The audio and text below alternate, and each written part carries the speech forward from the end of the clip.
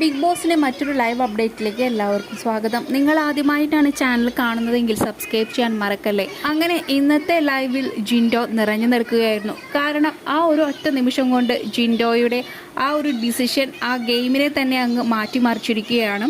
അങ്ങനെ tunnel team വിജയിച്ചു. Tunnel ടീമാണ് ഇനി അടുത്ത ആഴ്ചയിലെ പവർ റൂമിലേക്ക് വരുന്നവർ. പൂജ, അഭിഷേക്, ശ്രീകുമാർ, ശരണ്യ, മുടിയൻ, ജാൻമോണി എന്നിവരാണ് ടണൽ റൂമിലെ മെമ്പേഴ്സ്.